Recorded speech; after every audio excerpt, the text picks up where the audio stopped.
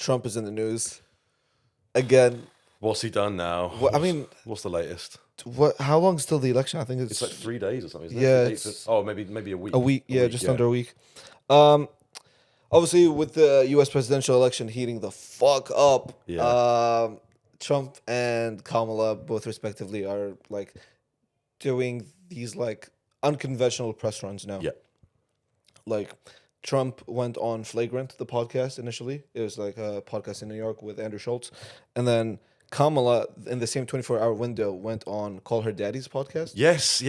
And that was like an interesting play.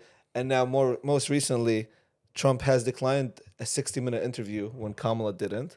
And he actually went on the very much anticipated Joe Rogan podcast. I don't know. It didn't really move a lot for me. Obviously, the podcast blew the hell up. I think it did just over 24 million views in 24 hours, which was like crazy. For a 3-hour video, that's mad. Stupid. Well, actually, that being said, though, I'd like to know what's classed as a listen out of those 24. Yeah. Do you know what I mean? Because there's no way they all listen to the full 3 hours. Like, I mean, yeah. Well, I doubt it. Yeah. Because I think it only counts as a view like if you pass like 30 seconds or something. That's it. Yeah. Yeah. But yeah, I mean, bro, if you were to tell me that like 10, 15 years ago that the host of The Apprentice and the host of Fear Factor would be on a podcast debating who will be the leader of the free world. When you put it like that, yeah. It's crazy, man. It is. And I think it's an interesting one because I think one thing that's quite striking is that the Joe Rogan and Call Her Daddy, they're both, I would say, very much their respective audiences for each candidate, right? Like anyone who listens to, I would say 99% of Call Her Daddy listeners vote for Kamala and vice versa with Rogan and Trump. Yeah. That being said, though, I do wonder if Kamala was maybe a bit of an error not, because correct me if I'm wrong, I think she turned down Joe Rogan. Yeah, I think she had a bunch of demands that Joe Rogan didn't want to satisfy. Okay. See, I think she should have done it. She should have done it before Trump. Yes. Because, excuse me, whatever happened, Trump's was always going to be the same, 3 hours.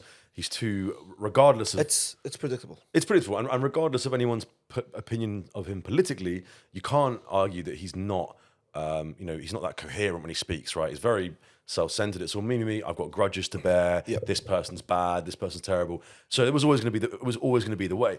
Kamala, I think she had more to gain than to lose by being on that podcast. I think there's a lot of people that would have listened to it and gone, actually, you know what? This policy makes sense. Yeah. I think it's really interesting.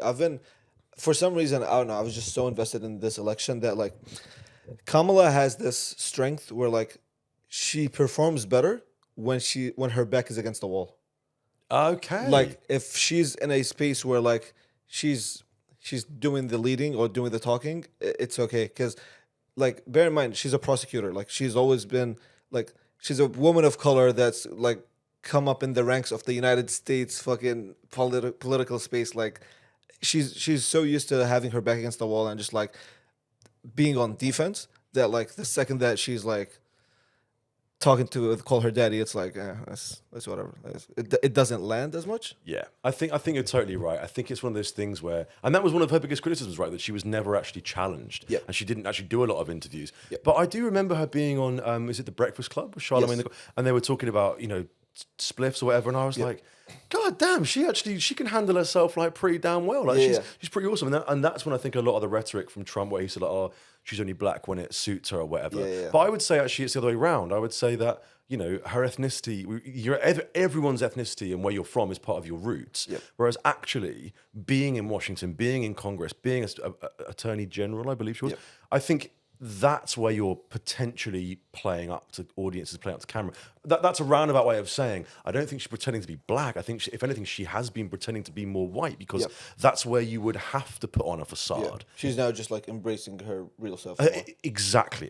Yeah. And everyone has to shift their personality and their attitude to some degree when they're in an unfamiliar environment. Yeah.